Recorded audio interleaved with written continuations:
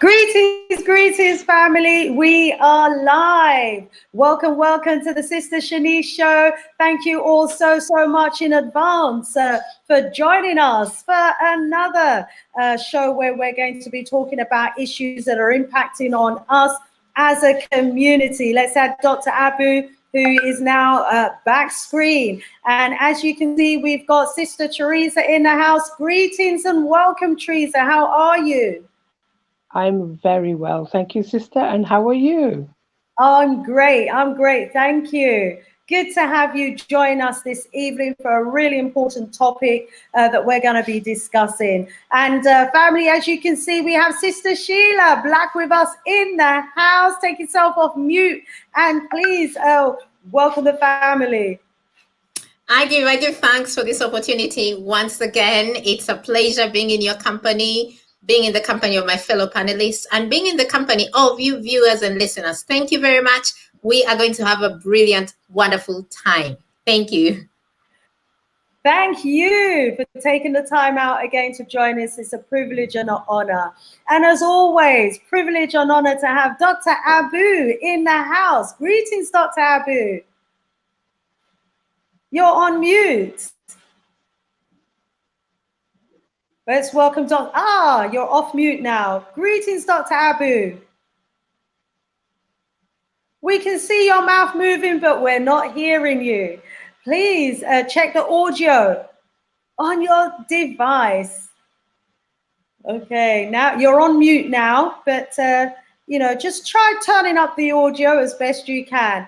And just keep talking and I'll let you know when we can hear you. So we want to welcome Dr. Abu. We want to welcome the entire family. We've got Brother Don who's going to be joining us. He's driving at the moment, but he's going to be joining us in and out until he arrives home safely. So to those of you who are joining us in the audience, we welcome you. Please let us know that you're there. Please let us know where you are listening to us from. It's, as always, a privilege and an honor, to be joined by our wonderful, wonderful audience. Hey, so let's rise up some of the family. Come on, family, let us know that you're in the house. And also, please do remember to give us a thumbs up. Give us a like as you come in through that front door. So we want to rise up Joan in the house. Welcome, Joan. Great to have you in the house. We also want to welcome Burkett. Welcome, Burchett. Good to have you in the house. Lady V, good to have you in the house. I know Lady V's from here in the Gambia. Also rising up, Sister Afri Jamo, who's joined us all the way from Ghana. Great to have you in the house, sis. And also Sister Verna. Great to have you in the house, my sis. Sister Verna is from the Phenomenal Women's platform. Also, Lady V is letting us know that she's from the Gambia. Brilliant. And I hope you're enjoying the Gambia as much as I am. And we've got Obiaman in the house. I love that name. Welcome, Obiaman. He's greeting myself, Sister Sheila, and the panelists. Also, I want to thank Sister Patricia for joining us in the house. Rise up, Sister Patricia, joining us from Camberwell in London. I know the area very well indeed. Welcome, Mr. Wilfred. Good to have you in the house. Obiaman is joining us from Jamaica. Oh, things are going out there. Boy, oh boy, Obiaman. Me see a video today coming like the police, couldn't bother arrest certain man them. Oh boy, them shut up the man before them take them out and arrest them. What kind of something are going out there? What the man them do, Obia man? Make the police them feel so them couldn't just arrest them, but them have to shoot them up and take them out cold. Why, oh boy, I don't know. Some of us steer so bad towards one another. Obia man, what was going on in Jamaica? Please let us know what the story is behind that video. New justice. Hey, we need some justice indeed. Welcome. Etana, welcome from the sunny UKKK. We're going to get some sunshine. Yes, them stop spray up the place, little car. People are protest and are demonstrate. So them say, we better stop arm spray for a little while. Them usually spray the false clouds. the chemtrails that them deal with. So I'm glad to know that they've given you a little sunshine. So family, as you come in, please do let us know that you're in the house, where you're listening from. New Justice is from Alabama. Welcome from Alabama. Brian, we welcome you as well from Kenya. We got Kenya in the house, Alabama in the house, Ghana in the house, Gambia in the house, the UKKK in the house, Jamaica in the house. Truly a global family. We welcome you. Hey, and Berchek is watching us from Glasgow. We've got Glasgow in the house. Indeed, a privilege and an honor to be joined by all of you indeed. So Dr. Abu is just hopefully sorting out his audio behind the scenes. He's there backstage. Let's add him and see if we, well, listen out to see if we can hear from Dr. Abu. Rise up, Dr. Abu. Boom, Sister Shanice. Hey, Voodoo, back at you. Yeah, man, now we can hear you. How are you doing? Sister Teresa and Sister Sheila, you know, it's good to be in the company of some beautiful, beautiful women. Oh, thank you so much. It's good to have you in the house, Dr. Abu, as always. You know, you bring the voodoo power with you when you come. Rising up the man, Dr. Abu. You won't be on your own as a man tonight. We do have Brother Don, who's going to be joining us as well, Dr. Abu. And so looking forward to that. Ooh, Sister Afrijamo said that she's liking my head wrap, looking regal. Thank you so much, sis. More love back at you. Brother Kwame, we welcome you from Afiwi. Yeah, man, from the Big G Galaxy Afiwi, the only de-brainwashing station. Make sure that you log in. I was just listening to Jack Iron before, you know, I joined you. And as always, he's delivering a great show. So, family, thank you all so much, and welcome to another edition of the Sister Shanice Show. Family, you know, before I go into the topic for today, Dr. Abu, you sent me something earlier, you know, and it was the story behind a very disturbing video that I watched. It was an incident involving a number of white men who took it upon themselves, you know, to beat up, stab, and what has turned out to be, you know, the fatal killing of a young African man. Let me just go to that story and bring it to the family. So it's the case of the killing of a young brother, and he was only 26 years old. His name was Yusufa, and he was from here in the Gambia, and he was killed on Wednesday, the 26th of May, by a group, it says, of bloodthirsty hooligans from Amina in France. And this happened at a city known as Saint Etienne. And Etienne, he leaves behind a 3-year-old child and now a young widow as well. You know, it's such a wicked incident. You know, I saw it from the video. It was totally senseless.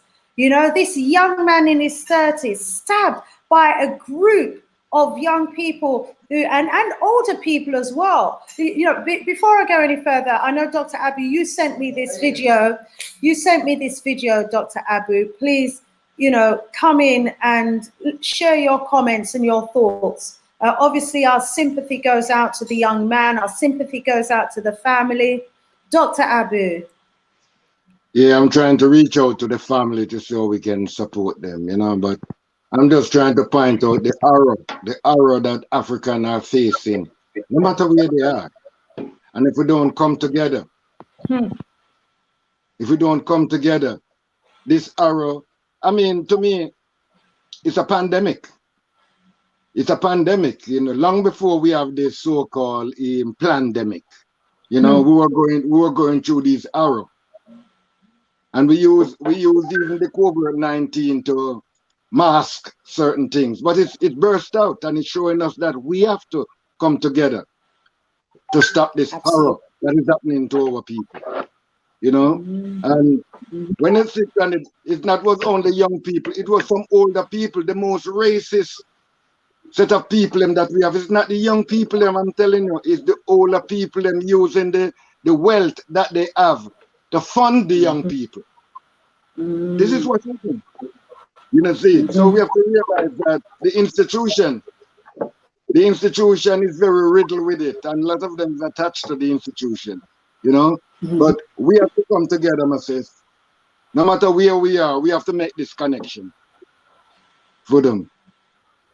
Vodum, rise up, Dr. Abu. Racism is definitely at the heart of it. Yes, indeed. And, you know, that's the sort of racism that we used to experience here in the UKKK back in the 60s and 70s. But we came together, as you were saying, we've got to come together as a people. We came together as a community here in the UK, and we went a long way towards stamping out this overt racism that was a plague in the UK. Our young brothers and sisters weren't able to walk the streets at one time. We had to come together and give them back as good and worse than what they was giving us before the streets were safe enough for us to walk on, you know. Sister Sheila, you know, this particular incident, are you aware of it? Do you have any comments about it, my sis? I'm not aware of this particular one, but I'm aware of many others that have happened this week. There's the African guy that was in Australia, and he went on an online date. This happened this week. And he went on an online date with a woman, a Caucasian woman that he'd met online at these dating sites. And they met, had a drink. The woman came with her friend, and then they asked for a lift together. The woman and her friend asked for a lift, and he put them in the car, was dropping them where he was, and then they just started beating him up. They beat him up quite bad. They left him for the dead. This news broke yesterday. So it either happened either yesterday morning or the day before yesterday. So they beat him up, left him on the road. He was asking for help the whole time. I think they went with his car, and he was asking for help, and no one was stopping. It was another Black woman that stopped and saw him and took him to hospital. He is in hospital. And so I saw it and I just wondered, you're going on a date, you've had a wonderful date to the point that you're actually asking for a lift. And in this date, you've not even come alone. You've come with someone else, which to me means that you are not perhaps feeling safe. Maybe this white woman was not feeling safe to come on her own. She said, let me carry my friend so that we can be safe. And then you just beat him up. You know, they had knives. They just beat him and left him on the street just like that. Was it the two women that beat him? Yes, the two women beat him. Unprovoked, and then they just left him there. Now the thing is that he was by the roadside, all bloody, full up with blood, and no one was stopping. And he was trying to signal people, and no one was stopping. So it was a Black woman that stopped, and this was the Black woman that now was talking. She was the one that was giving this commentary and saying no one was stopping to help him, even though people could see that this is an injured person. You know, you can see someone that's been, he was knifed all over. Wow. It ruined my day yesterday. I just thought, we're getting bolder. And you see, before, the white woman would do these things hiding. I don't believe she's less racist than the white man. She could even be more racist because she has the womb. And the womb makes you more potent. But she was doing it in a hidden manner. Now she's out in the open. And this is like, it's grooming him, because she got out this Black man and got him on a date. And then just went. So you can see that the tactics are becoming bolder. They're not afraid anymore.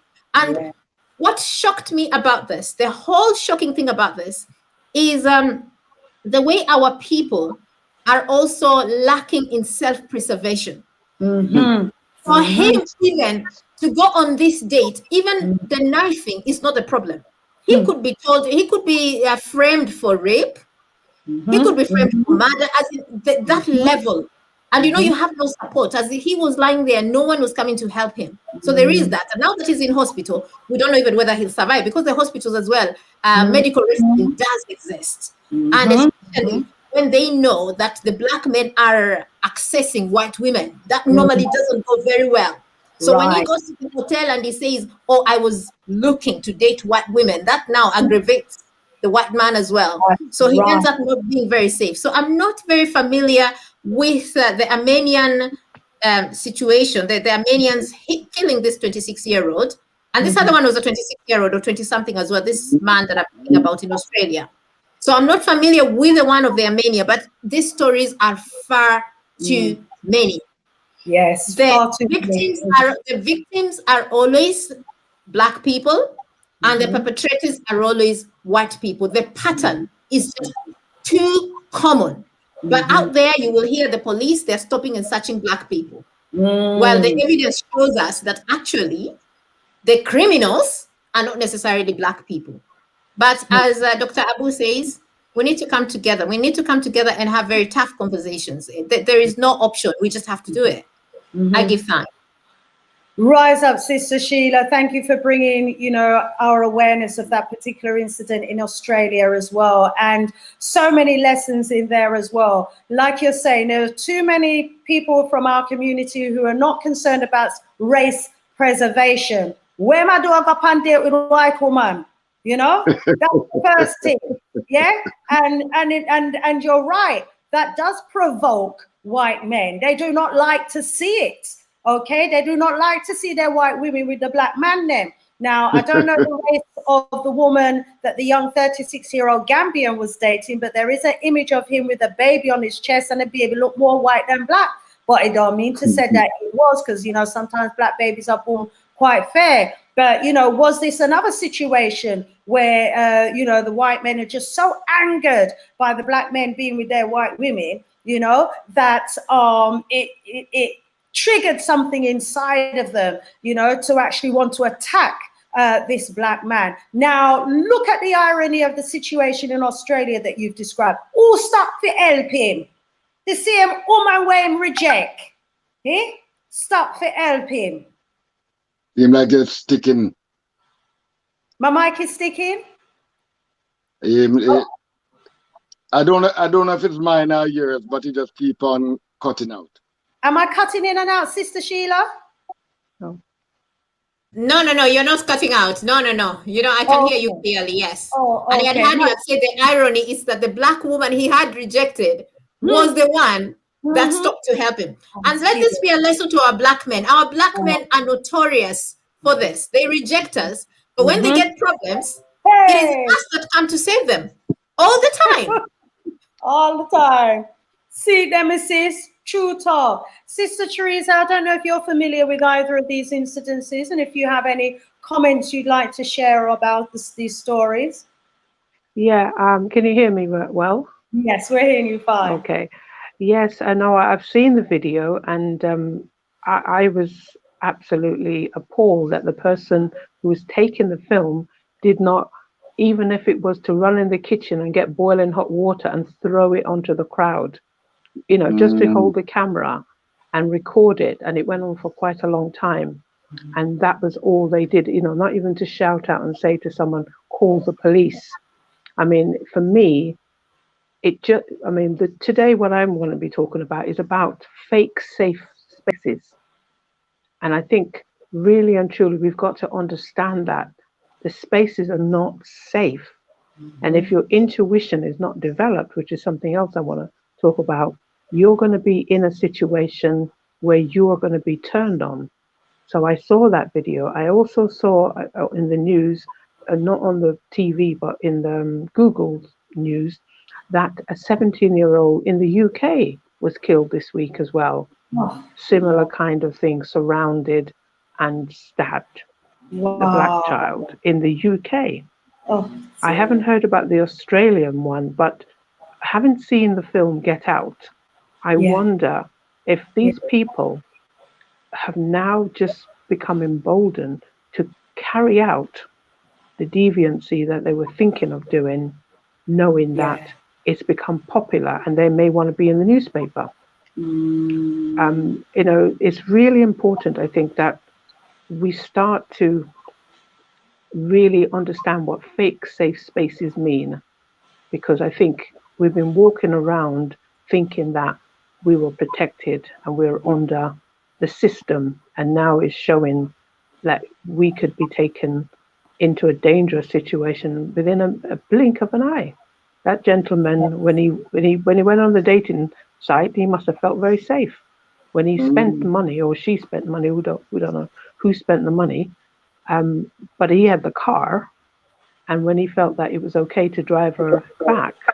Yes. But I wonder if just to elaborate a little bit, I wonder if the movies are being enacted. There is a film on Netflix about a black guy who was speaking to a guy who picked up as a taxi driver, and he liked a lady in a pub, and so the guy said, "Oh, let me help you get to know her."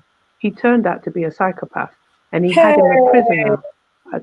I don't know if you've seen that film. He had him a prisoner for the whole night with this lady, and it was pretty horrific. Sounds very similar to what's happened in Australia. Wow. So I'm wondering if they're imitating what they're seeing. I in wonder. some of these deviant movies. Wow. Dr. Abu, what say you? Well, I tell you, if the Australian society was good, then you wouldn't have these things. If the British society was good, if the American society, in general, we are living, it's crooks around the things, blood. You understand? When you look on the behavior of even the British government and how them operating, you see it, we can't blame the people if they follow these criminal, the whole system, see it. Well, I mean, I say we sorry for the people, you understand, to know that those that's supposed to set example is worse than even the people in the prison. You understand, we have to just come together and realize that things is not what they want us to make we think it is. You understand, And until we can organize ourselves and start to do things, we're going to play the guessing game and the open game and the faithing game and the believing game. Now it's time that we start to sit down and plan the knowing game. Ashe. For real, Dr. Abu. Okay, so let me see what the family is saying in the chat about this particular incident. Looks as though I've frozen. Hopefully you're hearing me okay. So let's go over to the chat and see what people are saying about these incidences, because boy, I just feel like we're such an endangered species as a people, especially our men, and talking about safe spaces. I think too many of our men feel too safe and too comfortable, with the European women. And my gosh, how many more of these? Did we not learn enough from our enslavement? Did we not learn enough from the days on our plantation? Boy, oh boy. Let's go over to the chat. Okay, we've got Kimani in the house, and he's saying, just left Shakara show to be with you, Empress, and the esteemed panel. Thank you so much. Rise up, Shakara, for the works that he's doing as well. We've got Happy Companion in the house saying, rise up, rise up, rise up, rising you up too. Happy Companion, been seeing your videos with our queen. Oh dear, African Empress, rising you all up. And Aminata is saying, rise up, Sister Shanice, and big brother, Dr. Abu. We got Usun in the house, Gareth in the house. Wow. Usun saying about the situation. It's been a very sad situation indeed. Aminata is feeling as though it's a George Floyd situation all over again, and the rest of us just can't breathe. Brian is saying that it's not unusual. White men are cowards, and they have been doing this for hundreds of years. That's right. That's exactly how they operate. And you can see the same operation of them as in the police force when they come together, in a pack and then just attack the African man, the black man, when he's on his own. They've been doing that from the days of enslavement until now. We've got to come together and put a stop to all of this, family, because if there's one thing I've learned from my history, and it is that if we don't put a stop to these sorts of incidences, if we don't come out and condemn it, it's going to get from bad to worse. So till we can't walk the streets with fear of being attacked. Let's see what other comments that we've got in the studio. Also, Sister Sasha X being shot at a party. Very sad indeed. That's right. Now, you know, the story behind it is that, you know, there was an incident at the door. Our Sister Sasha, who's a member of the Black Panther Party here in the UK and a very outspoken, you know, freedom fighter, and one who's rising up our young people, supposedly got shot accidentally in the head. Now she's in hospital, and I believe she's recovering slowly but surely. But how do we know that this was an actual accident? How do we know that this wasn't actually set up? You know, how do we know that you know, she wasn't the intended victim on that particular night? Rise up, brother Jammers, welcome. Hey, good to see you in the house, my brother. Good to be back as well. Good to be back. Oh, yeah. Sorry for sending you the link late. I've missed you for so long. I just went into auto. But glad to have you in the house, my brother. I'll come back to you in just 1 second. Kimani is saying that a young prince was murdered in Birmingham on Monday. Chased and stabbed in the street in broad daylight. What on earth is going on? You know, we've got to reach our young people. Now, I've seen too many videos of, you know, Europeans dressing up in black masks. We know how the police operate in our neighborhoods. You know, I know that some of these incidences are not always what it seems, you know, and I don't want to be suggesting that it's never our young people who are, you know, the perpetrators of these acts. Of course, you know, in some instances they are, but we really need to find out more about these perpetrators. Who are they? What sort of homes were they brought up in? Were they brought up in care? You know, why they don't care about their fellow brothers and sisters, why they have so much hatred inside of them. This is not the norm. You know, this is not, you know, us displaying the humanity that is just innate in us as a people. This is animal instincts that's happening here. You know, are they refugees? Rise up, Brother Errol. Are they refugees? Have they come from war-torn environments where they're so used to seeing, you know, people's heads get chopped off, people's limbs being chopped, you know, who are the perpetrators of these atrocities? We've got to, you know, we've got to reach out to them. We've got to show them the love so that they can feel the love of the community. Otherwise, you know, as Malcolm X said, those same ones will be the ones to burn down our community if our community rejects them. You know, let me go over to Brother Jammers and just welcome Brother Jammers to the platform. Greetings, Brother Jammers. How you doing? Greetings, family. Thank you for inviting me to this platform. This is a much needed subject that we need to be talking about, you know, the destruction of us, you know, and our future. You know, and what are we going to do about it? You know, because we have to stand up and do something now. Because once you start to interfere with our children, our young stars, you're interfering with our future. And it's been going on behind closed doors. But now, as I said, they're getting more brazen. You know, the practice is now they're stepping up the, you know, what is going in front of our very eyes. So yes, I'm very happy to be here and joining the discussion. Thank you. We are delighted to have you back in the house, Brother Jammers. We've missed you. Hey, we've missed you. So welcome back, my brother. Welcome back. Let's see some other comments here. Patricia is saying, we need to know how to love and look out for each other as human beings. Absolutely. Brian is saying, white people are wicked. That is why I don't go out with white women.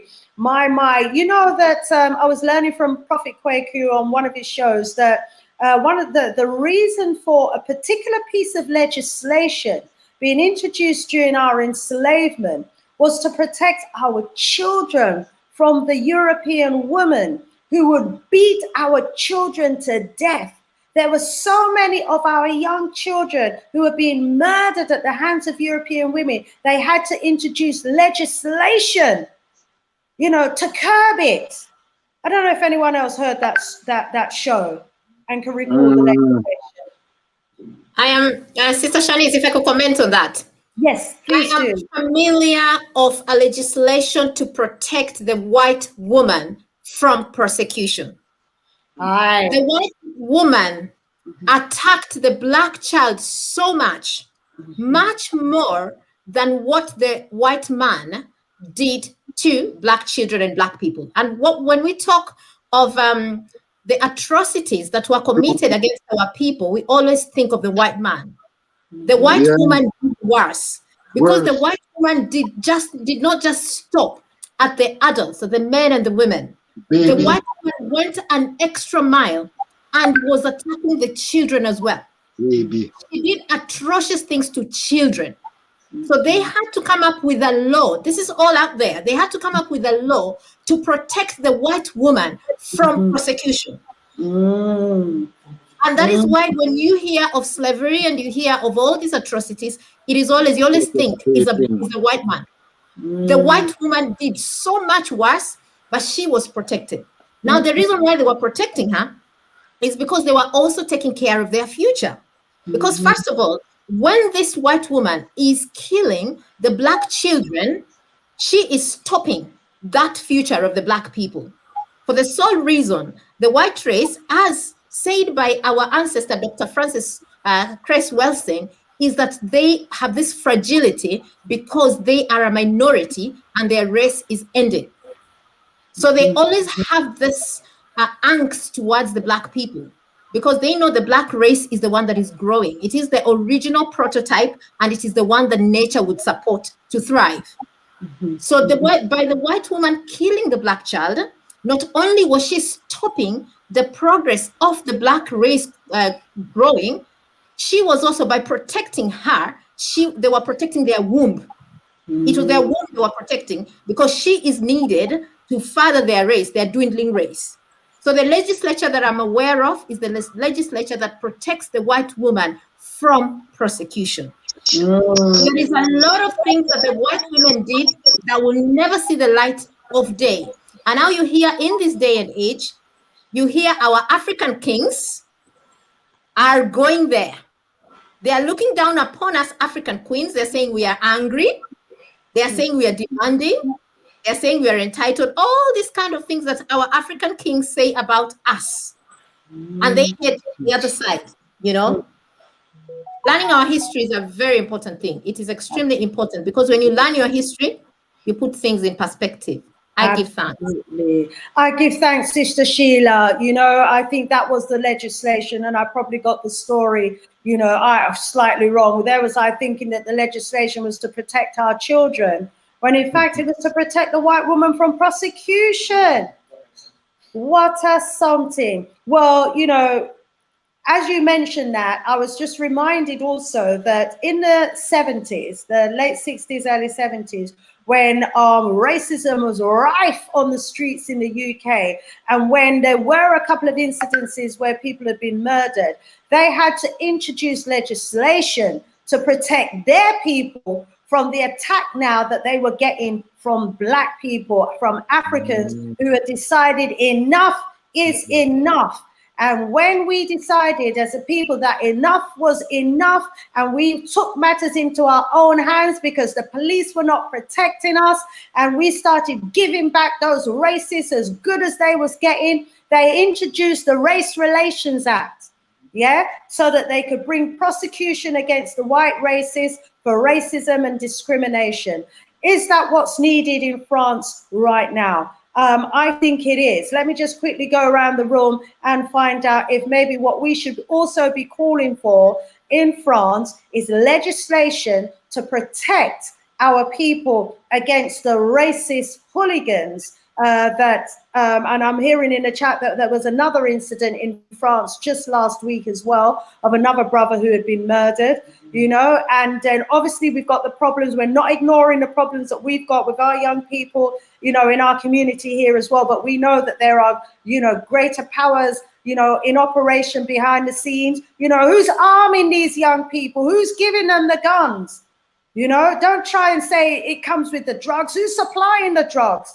You know, let me quickly go around the room, and we're going to go on to the main topic soon. I was just, you know, trying to give our brother Don an opportunity to come back, but, you know, we will be going to into topic quite soon. But this is a really important subject that we need to be discussing as a people as well. Rise Up Janet, who was saying they have attempted to kill Sasha many times. I think it was all planned. It may well have been planned. The whole incident was probably planned. I wouldn't put it past the powers that be. In 30 years' time, we'll probably get the full story. Sister Teresa, any comments from you? Any remarks from you, my sis, on the opening conversation that we've been having?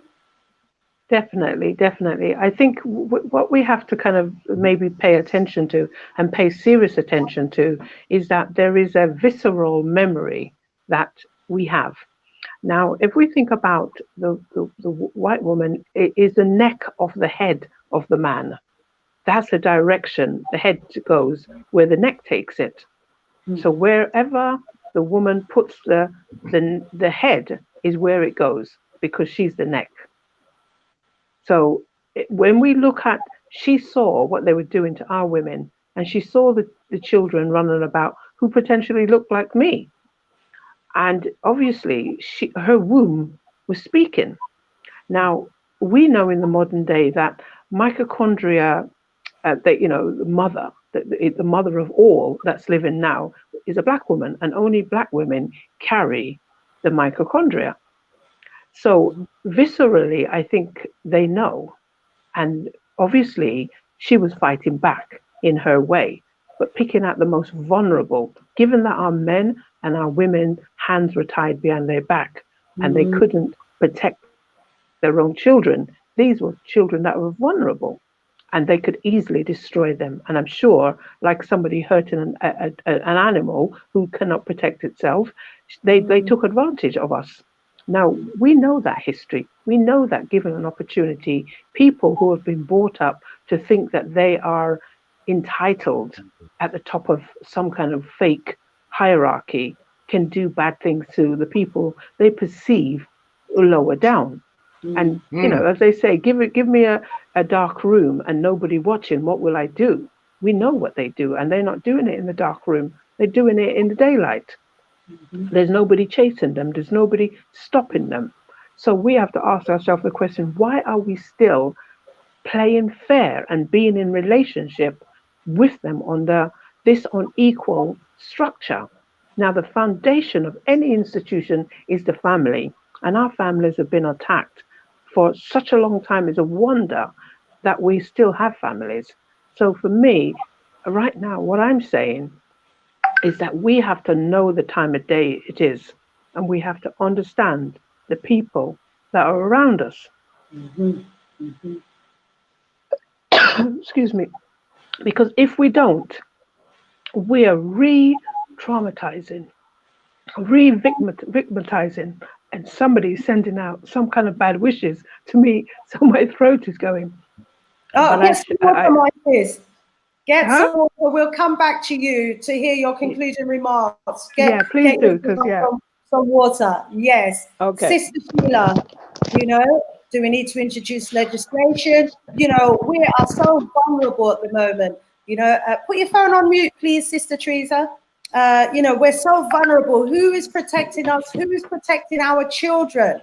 We are constantly being attacked and abused, and it's been going on for hundreds of years. Sister Sheila. When we talk about legislation, sometimes, as I say before, it's like the rat is going to the cat to say, do come up with a way to protect us. In the legislation, during the slavery times, they brought something called the anti-miscegenation legislations.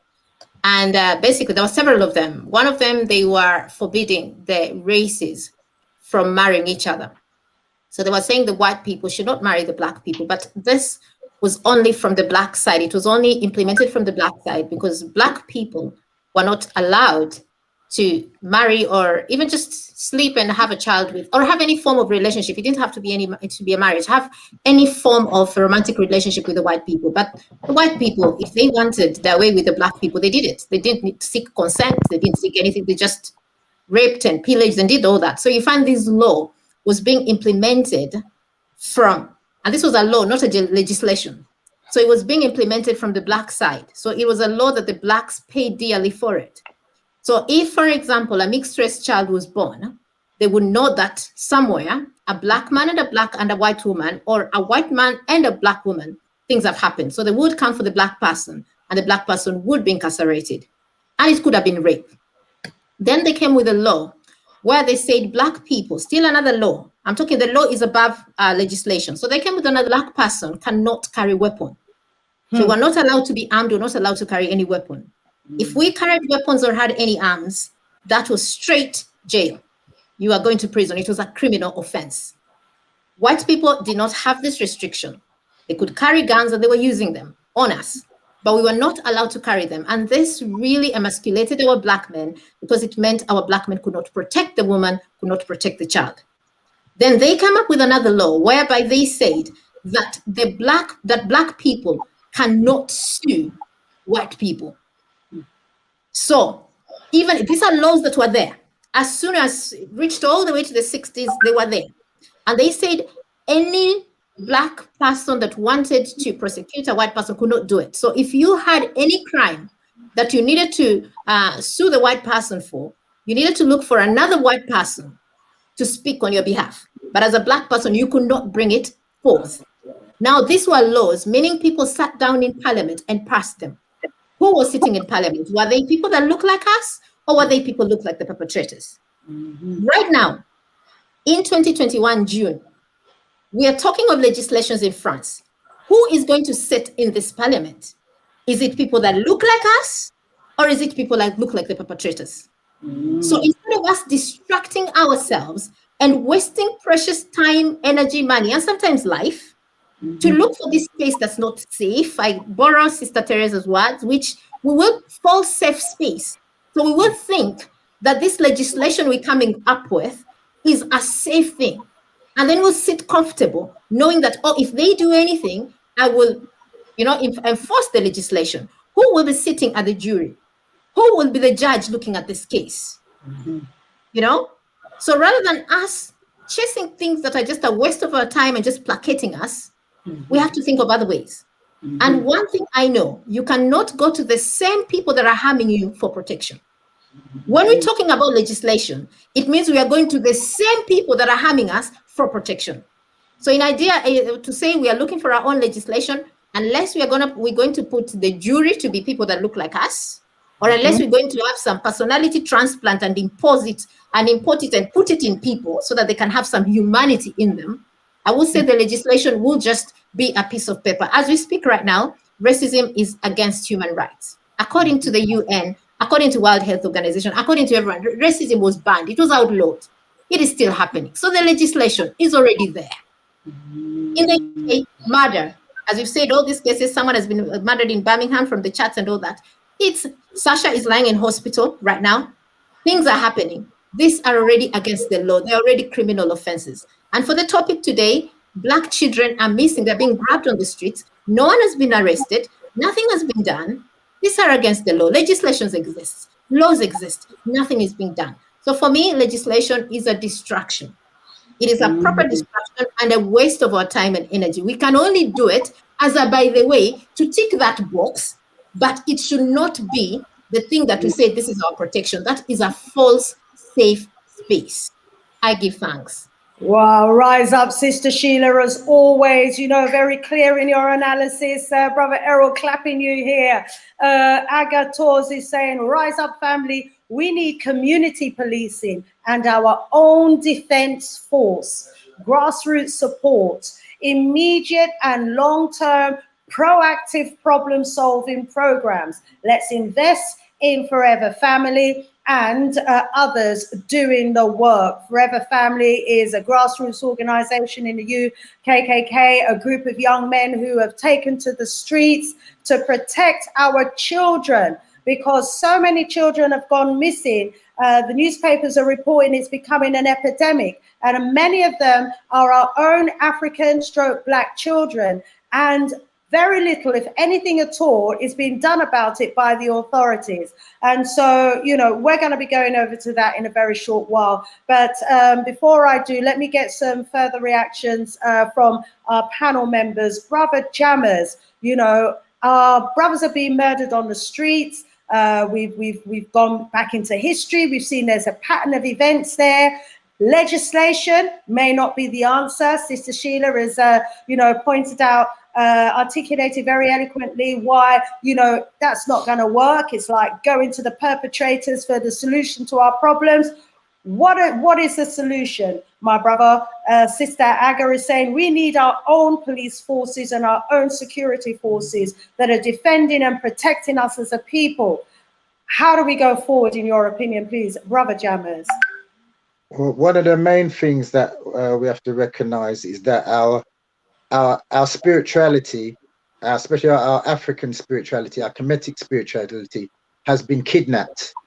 So our spirituality has been kidnapped. We're not acting in the essence of who we really are. You know, it's been hijacked and kidnapped. Race, in its real essence, is a competition. It's the haves against the have-nots. As the original on the planet, the one who created most of the essence of civilization, we are the haves. The have-nots. If you haven't enough, if you have nothing, you have to use the essence of what the people have against them. So they have to use our wisdom against us. They have to use our books against us because they're coming with nothing. They have to obtain our land, our wealth, and our culture, reverse it and use it against us. So one of the things that they've, in a way, and when they hijack our spirituality, once you've got the spirituality, then you can go for the young stars, the future. Everybody talks about we have to look at the spirituality that's been given to us. One thing, because we're all addicted to an essence of this Christianity. Well, let us look at one thing. Everybody talks about the mark of the beast. Nobody talks about the mark of the West. We are walking around. For real. For real. We are walking around with the mark of the West. What is the mark of the West? The mark of the West is A6. That is the mark of the West, A6.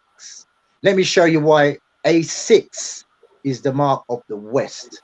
When you reverse the word 6, you'll see axis. What is an axis? An axis is the original value system across. A mark is a cross. Look where you have a cross when you have a target. You have a cross when something is marked. You put a cross against a barrier when you want to stop someone to get anywhere. Even if your cross, you dislike what is in front of you. We are walking around with the mark of the West, which is A6. A6 is an axis. An axis is a cross. The cross is a mark. What is a mark? A mark is the first is evaluation. When somebody is bringing an evaluation down on you. This is what a mark is. A mark also designates, by their definition, a dead man on a cross. A mark signifies a cemetery. A mark in this, when you have everything, you see everything for what it is.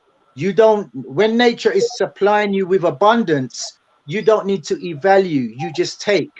You know, you see what it is. You have an all-seeing eye. When your all-seeing eye is open, you don't need to evaluate. You are at one. When you need to evaluate, especially with nature, you are separated from your spiritual essence. It's a separation. A mark is a cross. It's a separation. A mark in Roman numerals is the letter 10. A cross it signifies the number 10. The number 10 is the separation of the man from the woman. Look at a number 10 carefully. It's a separation of the womb from the man's reproductive organ. Our symbol is man and woman together, the ankh. The sound ankh is in the word thank you. It's in the word bank, where there is a river bank, the celebration of life. So basically, they've taken our future away. which is the man and woman working as a family, as a village, and separated it in their form of spirituality. What is their form of spirituality at its highest essence? Their form of spirituality is when the man and the woman do not reproduce. Look at the essence of their spirituality that they practice. The women are in the nunnery, so they get none, and the man is the one wearing the skirt. So that reproduction is a sin. They say when you check it out, it's the death of a spirit, it's spiritual death. If a man and a woman do not get together and reproduce, it's the death of a spirit. You are practicing elimination in its highest essence. A true Christian is a practicing the extermination of their race, because the man and the woman is separated. So it's a battle against the woman. They blame the woman for their illness. The woman's name is Eve. They say that she gave them the illness. Eve ill. Their whole practice is against the woman. So this is the essence of their practice. It's all men together. When they study, when they get their intelligence, firstly, the intelligence is the man going out as a warrior to conquer. So the man is bringing back the intelligence. We had a village where we had a combination of intelligence. So their whole essence of intelligence is called study. This is how they get their intelligence. What is study?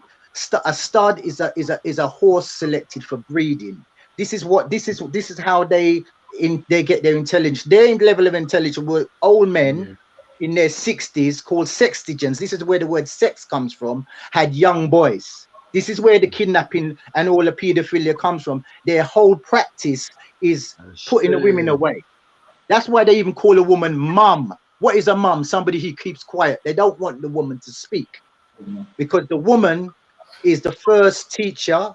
The woman is the first scientist. The woman is the first seer. The woman, once again, the word for the woman is mother. What is a mother? A moth. What does a moth do? Brings the darkness to the light. So they do not want the woman. The woman knows which way to move. So the woman has the craft to know which way to move. So the woman knows which way to move. Inside the word which is the word wit. So the woman has the wit. The woman is the first fortune tell her, because the woman can see a character. The woman's essence is the unseeing eye that gives the man the all-seeing eye. So the essence of destroying the African spirituality is their spirituality, which separates the man from the woman. So this separation now, it's all men together. All men together is a breeding ground for this so-called behavior that they have. Or people. And let me just get back to what I was saying. We are walking around with the mark of the West. The mark of the West is called evaluation.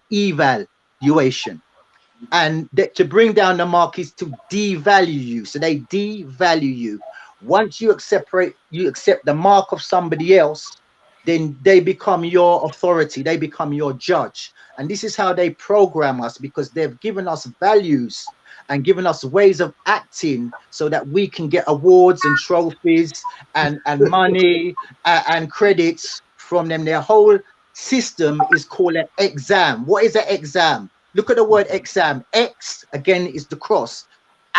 X means to leave, exit. Excite means to leave. I leave who I am when I pass an exam.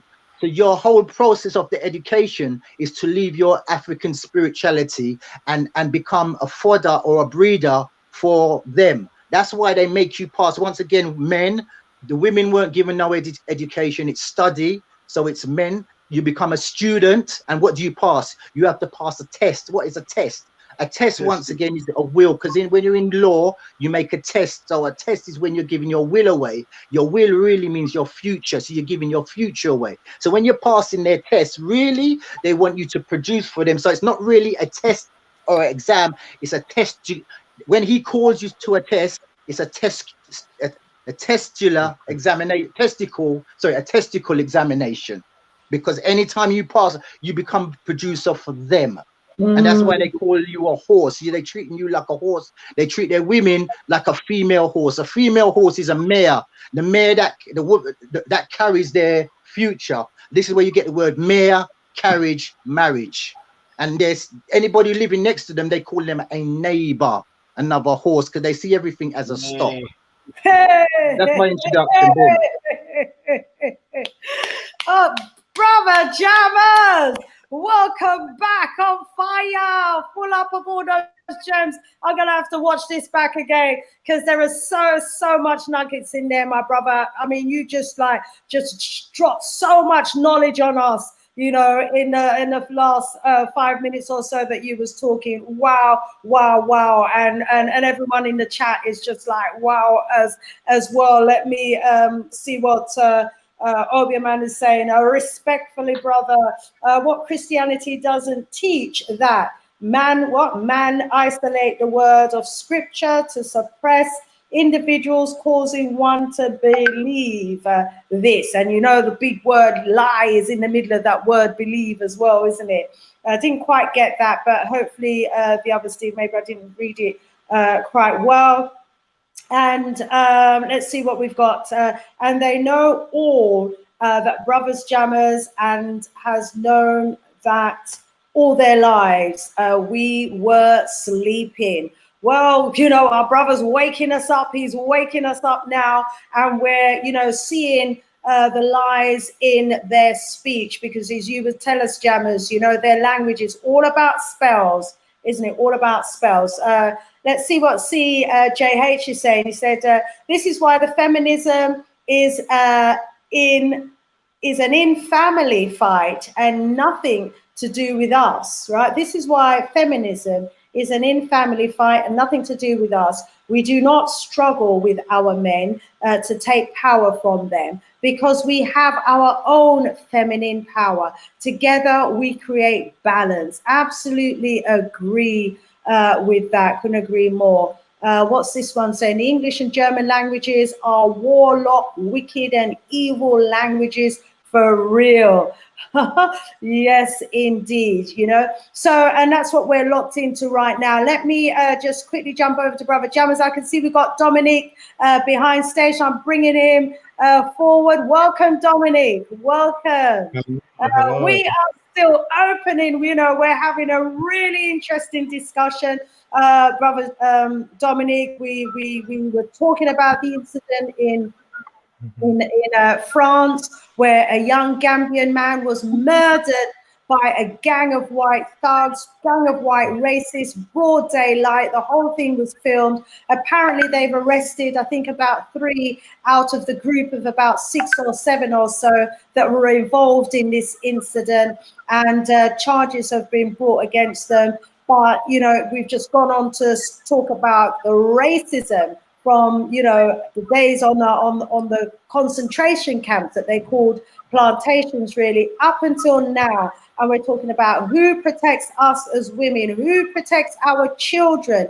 You know, are we really in our right mind for thinking we could go to the perpetrators of a lot of the problems that we're experiencing for the protection that we need? And you know, we're just on there, and I'll come to you in a little while. Dr. Abu, a lot has been said since the last time you spoke, my brother. Yes, man. Hey, rise up. You said Jammers. Jammers is a member of PASS, you know? Progressive Ancestral Secret Service, you know? Rise up all the time, you know? Rise up. And Jammers is not in the state of denial, you know? I don't think none of you on the panel is in the state of denial, but a lot of our people is in the state of denial. I'm telling you that one of our biggest problems, we need counseling centers. We need a lot of counseling centers for our people. You understand? We need counseling centers for our children going into their university. We need counseling center for even us going into relationship, you know? Because a lot of us, you know, we are junkies and white privilege, and we'll do a lot of funny things just to have that privilege, and we don't see how serious it is until it's struck home on us. And that's why we don't even have our institution them out there, because we are not thinking in that way. You know, I'm telling them, sis, I've seen how fixers, dealers beat up junkies in the community. beat them up. And the junkies allow them to even be abused by them. We become junkies of white people. And that's why and we don't stand up and defend ourselves. They beat us up Monday, and Tuesday we're going to work. They beat us up Sunday, and Monday we're going to work. That's the behavior of a junkie. And if we don't understand that, and still we can clean up ourselves, jammers, acknowledge that he's on the road to recovery. You understand? We all recovering from white privilege, because that's all we've been tested on. And if we don't speak to our children about these things, I talk to my young grandone them about it, because a lot of the elders them, they are more hook, and they will never use the wealth that they have to invest in the young people. They will never do that. They will rather even die and leave it, give it to the dog in Battersea, because they are hook and white privilege. Voodoo.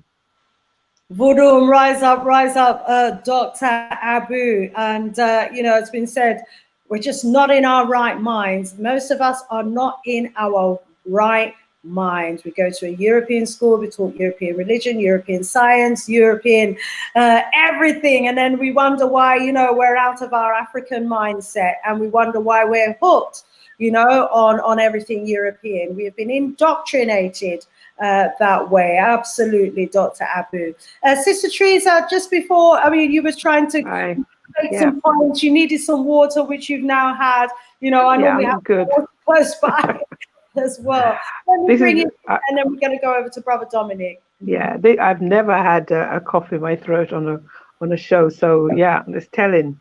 Okay, so marvelous wisdom has been shared, and I just want to add to it my little bit. So, as the brothers have said, I believe that we're unequally yoked, mind, heart, and gut. We have three brains. We have the heart brain, we have the gut brain, and we have the mind brain. And we're unequally yoked by to these people. Now, all of life is in the front. All of life is in the front. But we're living back to front. We're encouraged to live back to front.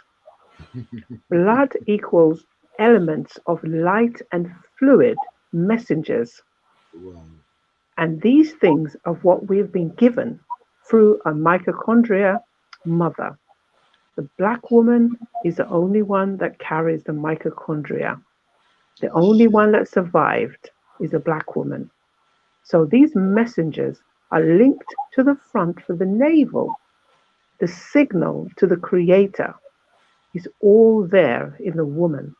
And you have to ask yourself the question, why would we be encouraged to live back to front? What is the purpose? All of the signals of life is in the front. And I drop it there for a second. And I believe one more sentence, the invaders are in the family.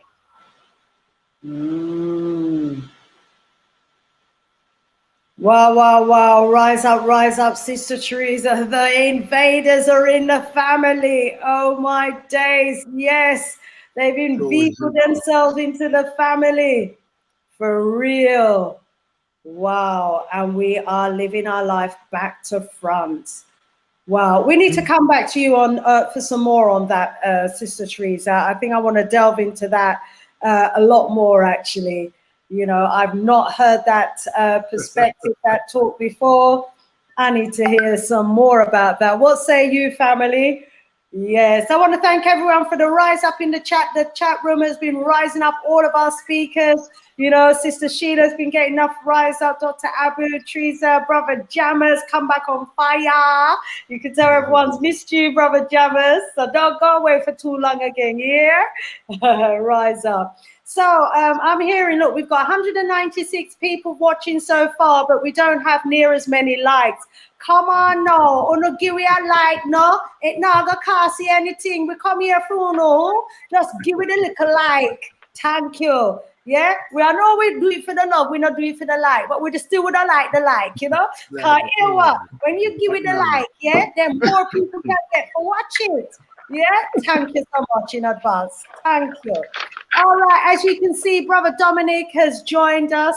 Welcome, Brother Dominic. You know, let's ask you, please, my brother, to introduce yourself to our audience, because we're going to go into, you know, the heart of the discussion that the show has been designed around today. Brother Dominic, welcome, welcome. Hello, can you hear me okay? Yeah, we're hearing you loud and clear. Hello, I'm Dominic Norton. I am the founder of an initiative called Missing Black People. The goal of the project was to amplify the voices of missing Black people. It's focused in the UK, even though there's an epidemic going on globally. We're focused on the UK, at least currently. My background is in technology. I'm a product manager. I'm used to building really complex products and technology for different companies around the world. It's a pleasure to have you on the platform today, my brother. And I want to thank you so much for the works that you've done on building that platform, missingblackpeople.com. I wonder if you could share with the audience, because we've got a global audience here from around the world. And, you know, I know that a lot of what we experience as Africans, wherever we are in the world, tends to be very, very similar. But I wonder if you could just highlight for us, you know, what we have been particularly coming across and faced with in the UKKK, which led you to decide that you wanted to build this platform. Yeah, so Black people are 4 times more likely than any other demographic in the UK to go missing, which is especially alarming because we're 3% of the population in the UK. Of that demographic, even though this is not specific to Black, this specific statistic is not specific to Black people, 60% of the people going missing are aged between 12 and 17. And now we're pushing for more in-depth statistics about the breakdown in gender and ethnicity, but that's especially alarming. Over the last couple of years, I believe, looking at my notes, since 2017 and 2018, there's been a 5.8% increase in Black boys going missing, which is, again, especially alarming. If you're here in the UK or maybe even globally, you will never notice looking at the media. You will never notice looking at the police's priorities. But this is especially alarming. You can probably consider this an epidemic, especially considering how little of the population we make up. Yes, indeed. I mean, it was even, you know, we've been highlighting this because quite recently there's been a number of incidences of our young people going missing, and the parents of these missing children have had to turn to social media to try and get some attention and to try and get some help and assistance to find their young people, because our children, when they go missing, you know, the media is not picking it up. The mainstream media is ignoring the overrepresentation and the disproportionate overrepresentation of our children going missing, as our brother Dominic was saying. Sister Teresa, you know, this is something that you contacted me about as well, because, you know, when you became aware, you were very concerned about the large number of our children who seem to be going missing. There was even an incident involving a white van that had apparently kidnapped a young boy. They drugged him, and where he was, he said that he saw other young people that was drugged. He came round and managed to escape, and his parents, you know, reported it to the police. But the line of the questioning that they were getting from the police seemed to suggest that the police were thinking that this young boy must be part of a gang or must be part of a drugs ring. He just escaped, you know, from being kidnapped. And he was telling them that there were other children, you know, who had been kidnapped. And up until now, we don't know what's happened to those other children, whether the police have even dispatched any police officers to go and find those children. Sister Teresa, you know, this is something that's close to your heart as well. Let's hear from you, my sis. Okay, thank you, sister. I just want to take a couple of minutes to kind of share this. So I've been aware of, you know, things happening, you know, watching YouTube and various sites and understanding that this was going on. The Epstein thing told us what was going on. And what I hadn't fully understood was that while they were talking about Epstein and most of his victims looked white, he was in the Caribbean. He was where our people were. And they had opportunities through plane and ships to do a lot of things.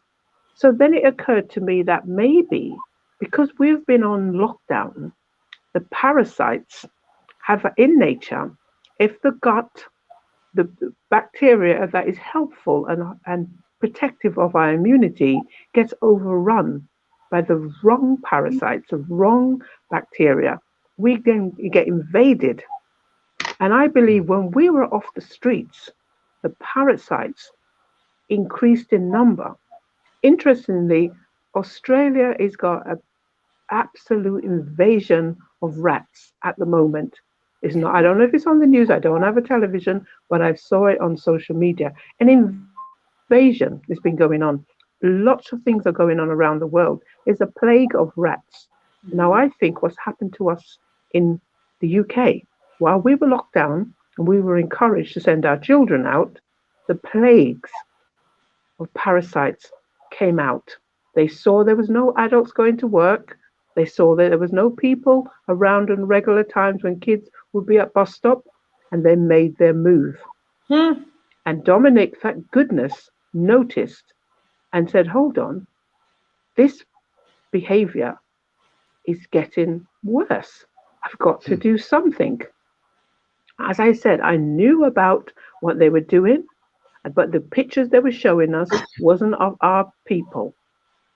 But now we're seeing that these people have moved in. The model of business that they're making their money from is got us as the cash cow for them to make their wealth. Given that they were killing us, given that they had enslaved us, given all of the history, now what we call it is they want a pound of flesh. Now, how dare they come into our communities? How dare they? How dare they come into our communities and take the most precious thing that we have, given all that we have lost? I am beyond angry. I am in the sky with the gods raining down energy of protection, because this is a serious matter, really serious. I'll leave it there for now, sis. Thank you so much, Sister Teresa. You know, absolutely concur with everything that you said there. Let me go over to Sister Sheila. Sister Sheila, I'm sure you must have been touched by this as well. What's going on? When I hear of children missing in the UK, first of all, my heart stops. I've got young children. So this are my children. You know, when you hear a child missing in the UK and you're living in the UK and you have young children and you go to the plantation, you realize this is close to home. So, and it takes me back to many things. I have really thought a lot about this. And when I hear Brother Norton speak about the missing Black people and they're just missing like that, it even sends a chill down my spine, because you realize this is a problem that has been ongoing for a very long time. I also come from Kenya, a country whereby we've got orphanages run by nice people, you know, wonderful Caucasian people that come to help these poor African people by setting up orphanages. And occasionally they send these children to the West. We never hear of them again. So I do question what happens to these children. And at the heart of it, I question, what are they doing with them? This is on the backdrop of melanin being a very wanted thing in this world. When I talk about the melanin, I'm talking about the eumelanin, the melanin that is found in Black people. This is melanin. They are now talking about making melanin batteries. If you go and look on Google, you'll see they're looking to make melanin batteries, because these batteries, not only do they power things that the normal batteries power up there, they also can power your body. If you look at any site, any medical site, it will tell you that we only work with 10% of our brains. 90% of our brains we don't work with, and it's because we don't have the power, or we don't know how to tap into it. That is for us Black people. For the other race, they don't have that capacity to activate the 90% of their brain unless they have the melanin. So that melanin, where are they going to get it from? They come up with this melanin battery. In the same way, you hear about melanin being able to treat cancers, being able to treat a lot of these illnesses. When you hear of Parkinson's disease and a lot of these brain illnesses that are killing people in the West, most of them are dying with Alzheimer, dementia, Parkinson's disease, brain problems. And you hear it is a problem with the neuromelanin, you know, the melanin in the brain, which we have plenty of it. And our young children have plenty of it. Then our young children are the ones missing again. You know, you start kind of putting two and two together. You hear of stem cell research. I'm now going the medical scientific things. You hear of stem cell research going up, you know, and the stem cells are helping a lot of, they have lots of TED Talks about this very rich men and big in their scientific world coming to speak about what stem cell research is doing, and talking about the actors and big people in government using stem cell to get better. And stem cell means it comes from someone's tissue somewhere. Where is it coming from? You know? So, and then you hear our own children are missing. You know, you kind of put two and two together and start saying, and our own children are missing. You don't hear this in the media. Yet when a white child goes missing, or sometimes even a white grown woman who is coming out late at night with her boyfriend and then she goes missing, it is all over the news. It is everywhere. We will not rest until that happens. Or a case like a white child that got lost on holiday one time. I don't want to mention the country or wherever, but got lost, not even in the UK, elsewhere. The country stood still as we looked for this child. But then you hear Black children are missing. They're being grabbed on the street and nothing is happening.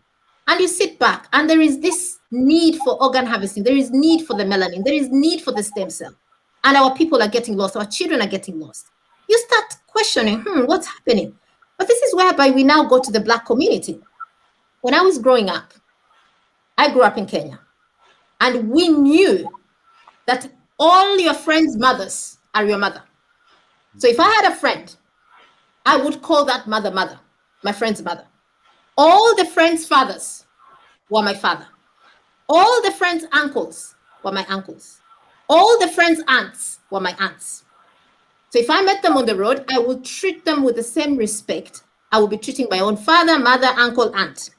And they also knew they had a responsibility to me as their child. So if they were doing about their things on the street and they saw me in any problem or doing anything, sometimes even in mischief, they would address me like they would address their child. So there was that responsibility. So it was impossible for anything to happen to you because the eyes of the community were on you, because you had multiple parents, you had multiple adults giving you that care. Then we come in the UK. And I always remember when I came in the UK, I was in this denial that Dr. Abu is talking about. I was in deep denial, and I was a strict Christian that never missed church. So the first time I moved in my neighborhood, I thought, what's the Christian thing to do? I said, it's to knock on the neighbors and tell them, I'm around, I'm here. So I went and knocked on different doors and knocked and said, hi, I'm the new neighbor. And I was given very strange looks, and they were like, so? And I would say, oh, I've moved in door. And after knocking a few doors, I realized, okay, they don't do this kind of thing here. Then a friend of mine had a wedding. I'd stayed in the area for around a year, and a friend of mine was having a wedding. And in my community, when you have a wedding in the area, you need to tell the neighbors we have a wedding. So she was coming, the bride was coming from my house, and there was going to be a lot of merrymaking. The whole wedding was taking place there. So again, I decided, you know what, let me go and knock on the doors to tell them there's a wedding. So again, I went, knocked on the doors and said, there's a wedding. And they were like, and stop there. So then another time, there was a funeral. I was getting out of my house in the morning, and I saw this beautiful carriage Never seen a funeral like that. It was my first funeral to see in the UK. And I must say, I don't want to use the word beautiful and funeral together, but this was beautiful. There was a beautiful carriage out there with flowers, and there was the big undertaker's car, and I saw them, and then I realized, I first of all thought it was a wedding. Then I realized, oh my gosh, it's a funeral. And I saw them go in this house, my neighbor's house next door, just opposite. And I didn't know who died. I didn't know there was a funeral. Again, this was very strange because in the country I come from, when you have a funeral, you tell the neighbors that so-and-so has died, and then they see what support they can give you. So now here there's a funeral. I didn't even know about it. So I'm thinking, shall I go and ask? Shall I go and say sorry? But then I remember the times I've gone and knocked on their door, I've not really received warmly. Now they'll be feeling a bit sad and grieving. It's not a very safe time for me to go and knock and then ask them who died, because I'll be starting with who died. So I stayed there very curious, not knowing who died. I thought, maybe probably it's the wife of that home because she didn't look stronger to the man. Then another day I see the wife. I say, okay, perhaps it's the man. Then I see the man. Up to today, I don't know who died. So, but I never went and knocked on the door, ignored the funeral, which in itself is showing that neighborly spirit is not there. Many years later in this neighborhood, I had a baby, my first baby. And the first time I pushed the buggy coming out, the baby was around 8 weeks old. And I came out, and I remember one of the ladies in the neighborhood asked me, oh my gosh, you have a baby? And I said, yes, I have a baby. I said, oh, I didn't know you were pregnant. And I said, yeah, there's a baby. And that conversation didn't proceed any further than that. So basically, I was growing up in a neighborhood where people did not know there were children in this house. They didn't know when the children were born. They didn't know the names of the children. They didn't know anything about the children. Meaning that years later, if these children are grabbed from that very street, no neighbor is going to come to the defense of that child. Because first of all, they don't even know this child exists. They don't know this child is from this neighborhood. They have no relationship with the parent. They don't care. So you see where we are right now as a Black people. We are vulnerable. We are exposed. We are out there on our own. And the system, the racism in the system means that we have to go out to the plantation to pay these bills for these children. When we are out there in the plantation, our children are vulnerable. When anything happens to them, who is coming to their support? It is not the same way as I was when I was a child, when I knew all these adults within my vicinity are my parents. That is not there anymore. So right now, it simply means if anything is happening to my child or any child out there, no one is coming to the aid of this child. And the mistake that we are making as a Black people, we are asking, why is the police not doing more? The police have killed us time and time again. The police have never been on our side. Now we are saying, why is the police not doing more? When are we ever going to learn that this is our problem? That this is a problem that only we can solve using our own means, using our own ways, using our own people. I give thanks. Well, we give thanks to you, Sister Sheila. And can I ask that neighborhood, was it a predominantly white neighborhood? Was it, black and white doors that you were knocking at? What was the situation? What was the racial makeup?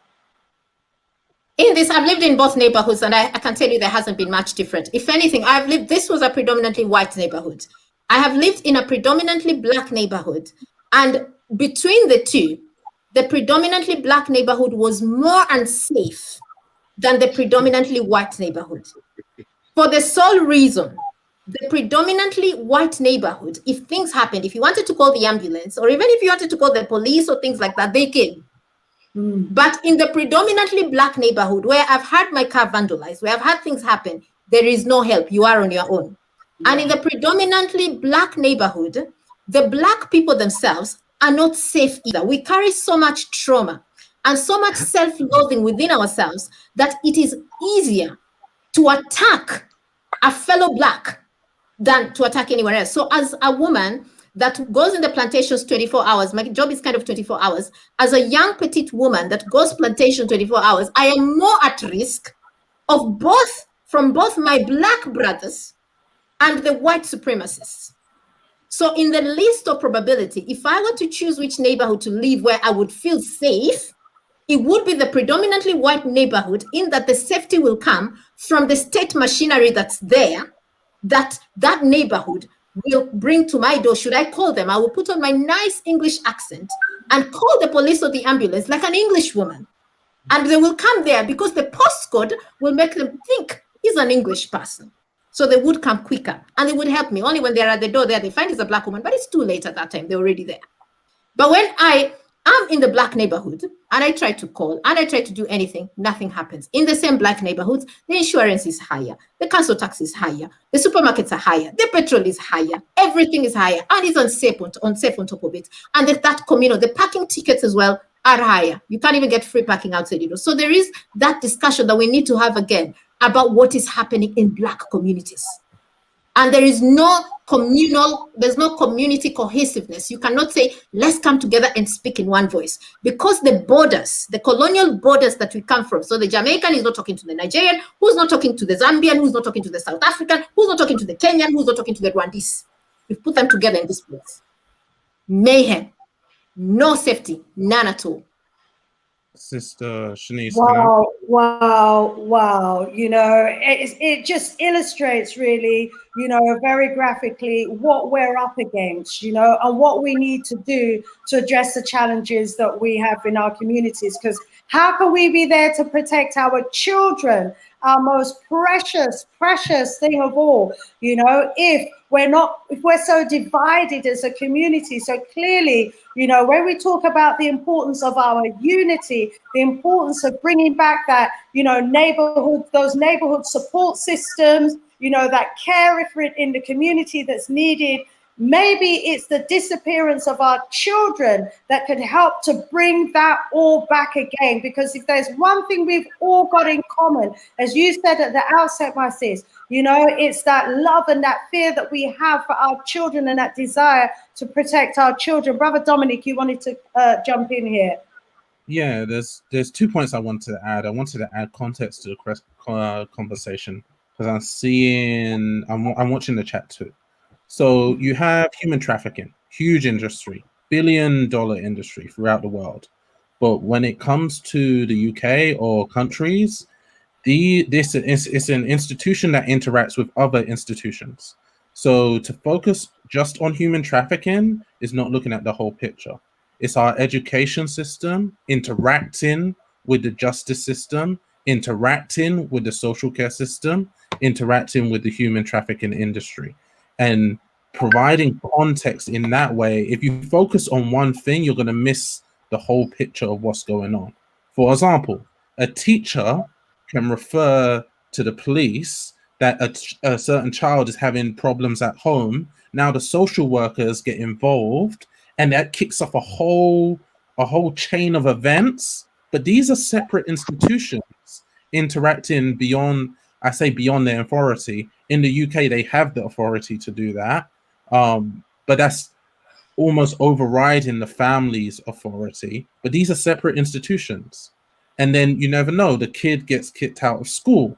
They get kicked out of school. They end up in a gang. They end up in county lines. It kicks off a whole bunch of things. And maybe they end up in certain networks where they end up getting human trafficked.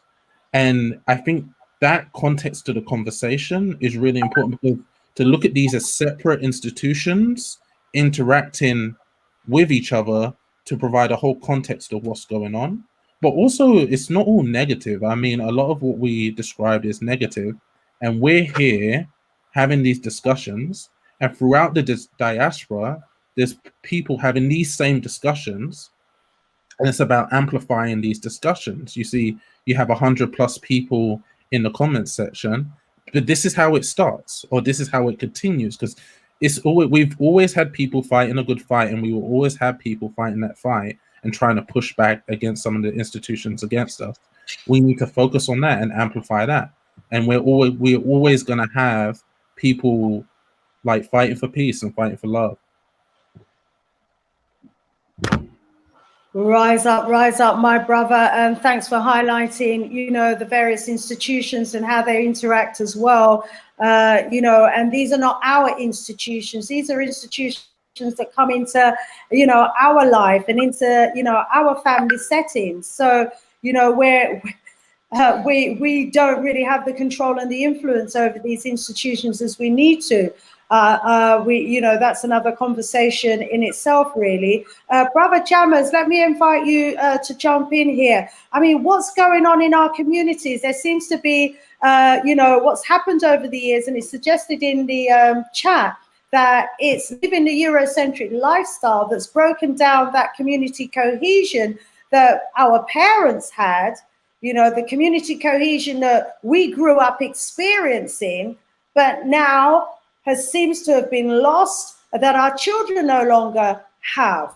We used to go in and out of each other's houses. We knew, all the children on our street. We played together. The parents knew each other. They'd go shopping in the market and they would stop and chat all day long. And when you're children and you're shopping with them, you want to go home. But where is that now? What can we do to bring that back, Brother Jammers? Well, partly, basically, we've all been programmed. That's one thing, You wouldn't, before we had a family structure, we had a culture, which protected, us from outside influences. Most of the other races, they have 2 points they can point to themselves, and they can point to, say, being in London or the UK, but then they can point to their culture. We will call ourselves British or from America or from the Caribbean, but then we're pointing to a color. We're not pointing to a culture. We're calling ourselves a color rather than calling ourselves a nationality. And when I say we've been programmed, basically, you wouldn't put your head in an ant's nest. You wouldn't allow your child to put their head in an ant's nest.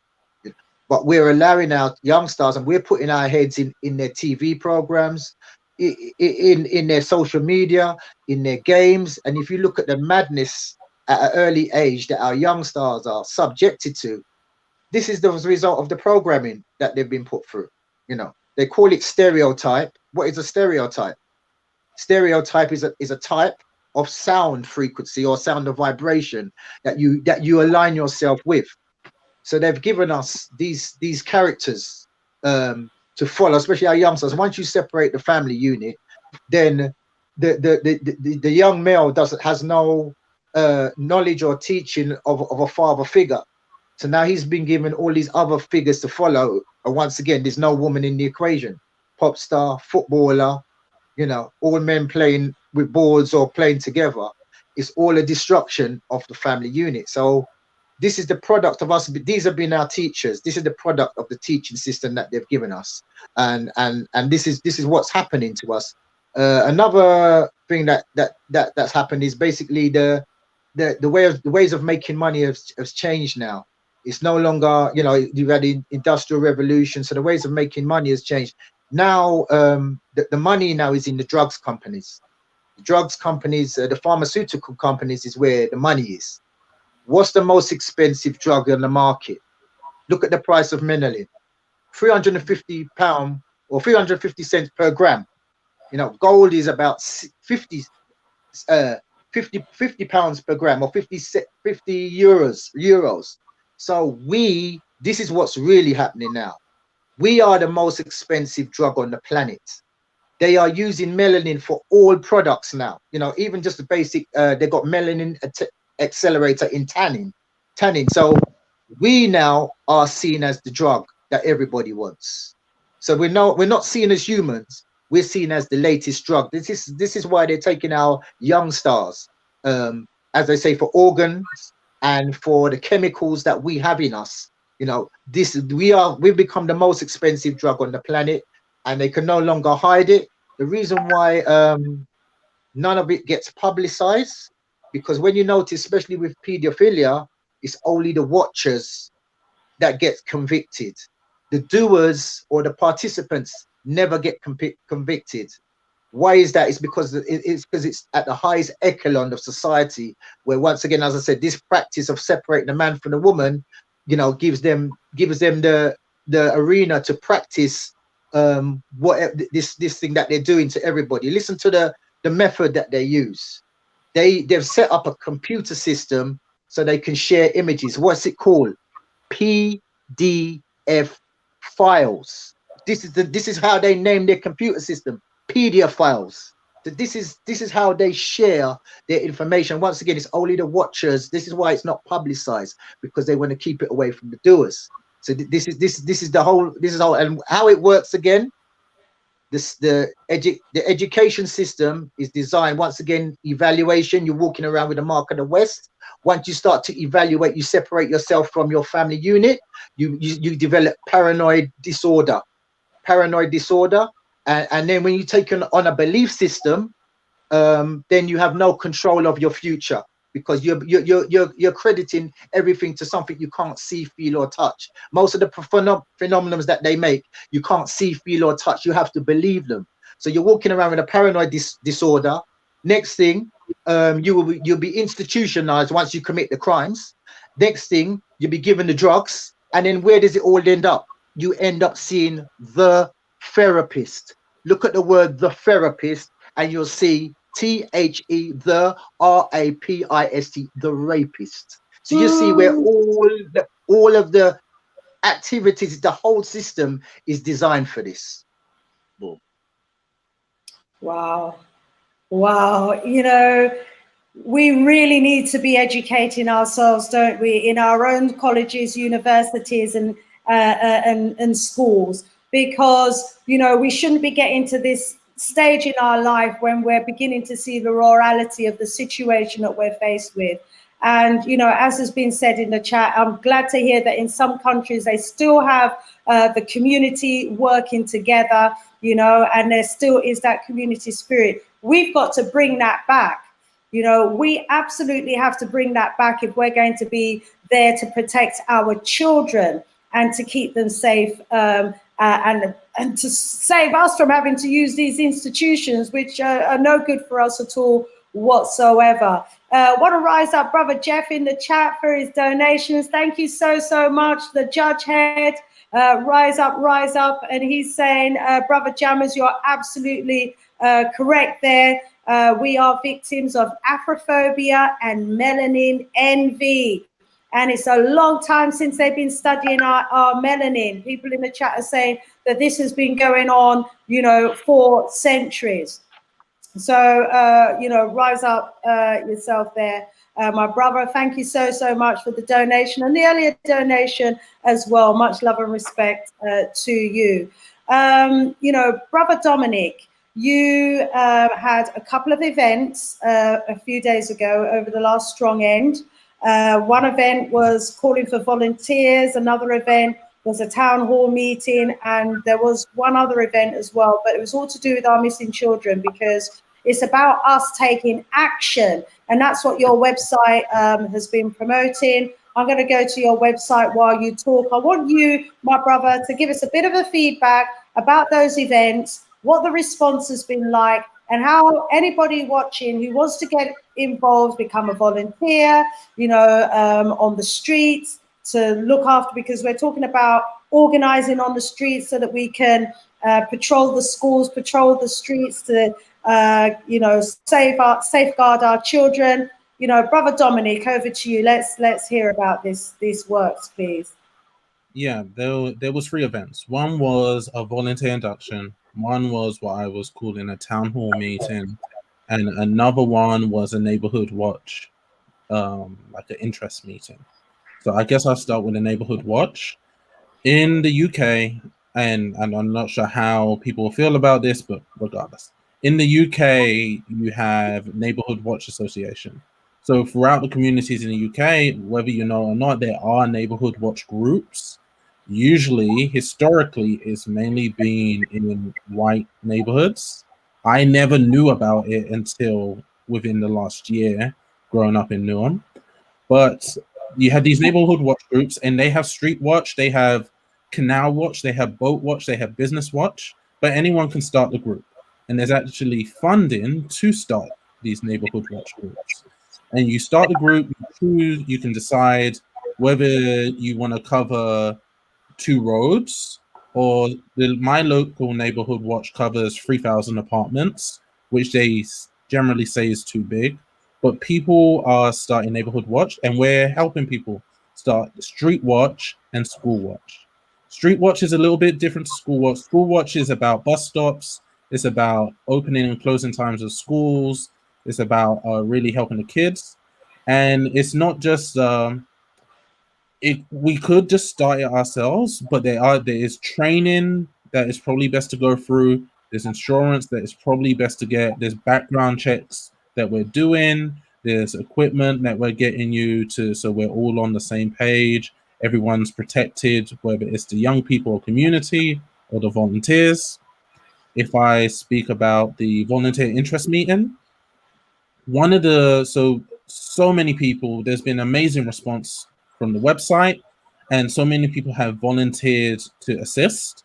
Some have been trauma therapists, and we're working with some trauma therapists to provide therapy for the families of missing Black people and the communities, but they're also need to provide psychoeducation to communities to educate ourselves on some of the PTSD and trauma and how it affects our lives and how can we heal from this. And typically what I am highly encouraging the volunteers to do is become a coordinator of their local neighborhood watch schemes. So I'm helping them become a coordinator of their local neighborhood watch schemes, but also to help me with the searches. Right now, if there's a search, let's say in Hackney, and someone goes missing in Hackney, the police might post it on their Twitter account, on their social media. Maybe it makes the local news, but you will never hear about it. And what I spend a lot of time doing is manually searching for these cases. And what I'm encouraging people to do in their local area is to really look out for these cases and help me find these cases, but also help me verify them, and also help me find out when people have been found. So usually it's a lot easier to know when people are missing, a lot harder to know when they're found, especially if it's young people or vulnerable groups. And lastly, the town hall meeting. So the town hall meeting was a virtual conversation, and I facilitated this conversation where we went through a process of understanding the problem, empathizing for the parents, the young people or the adults that are going missing. We came up with problem statements of what we thought were the problem, and we came up with different solutions. For example, a solution that I have heard a lot recently was a forum similar to this, but with young people and actually listening to young people, which is particularly interesting to me because one of the reasons the National Crime Agency stated for missing people was mental health. And it was top 5 for both adults and children. It was number 1 for adults. And that's something within our Black community. You know, we mention trauma, but we don't really talk through these issues, especially different generations dealing with different issues. I was born in this country. I grew up with technology. Like all my experiences are almost completely different to my mum and dad's experiences, completely different to my grandparents' experiences. And I'm even with technology, young people are growing up with very different experiences that they want to talk about. And really being able to talk about our parents and our community is important. And again, we talk about the forces from outside, from other communities. And I think some of these conversations we need to start having within our community about the traumatic effects of being in the environment we're in and how we can begin to help each other heal. Yes, indeed. I'm just showing the family your website, you know, as you're talking. I don't know if you can see that there, just showing the faces of some of the missing people. And clearly, you know, you need a lot of help to keep the information up to date, especially, you know, to update it once someone's been found as well. You know, and there are just so many, just for the month of April. I'm still on April, you know, just gone over to March now.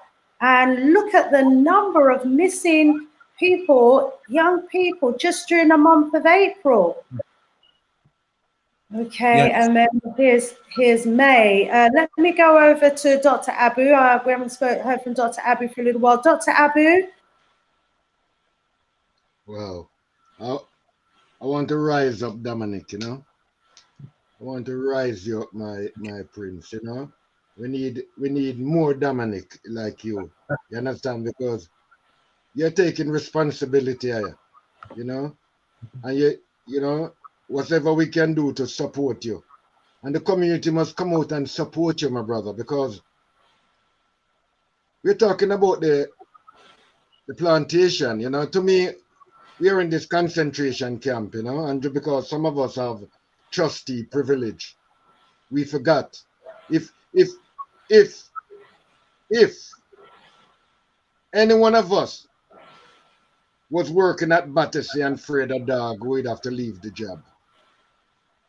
And I hear a lot of people are complaining how they're afraid of young people, but then still draw wages. We need more genuine volunteer people when it comes to dealing with our people, because a lot of people we are collect money off our people, our children and young people, them see them as a cash register. This is what we become. We start to get wages off the misery of our people, and we're comfortable with it. I've seen over the years. I volunteer. I sit in a youth referral panel for over 20 odd years. You know, see, that help young people. You understand? And I've seen people come on that panel only to get a foot into a university, and after that they forgot the young people. Then, you understand? We have to stop. Wait for a funding before we pay attention to our young people. We have to stop those licky behavior. You understand? Because one of the biggest things that destroy the African stroke black community is the local authority. A lot of people kind of wall up, but I'm telling you, the local authority have more pedophilia people them are working at it more than anything else. The local authority have more drug addict. You wanna go down and study the people them who are advising some of these local authority. Some of them is all a member of Prevent and all other far-right institution. Our children them is in great trouble because there is no national front in local authority, yes? But the National Front infiltrate the Labour Party, the Conservative, and that, you understand? Because right, if you look on Lambeth, Stoddart, Lewisham, they are Labour Council, and they act as if they are far right. Full time we wake up and realize they're all a bunch of pedophilic. If you think we are joking, go and read David Copperfield. Go and read Oliver Twist. Go and read their culture, what they used to do to their children. And we sit here.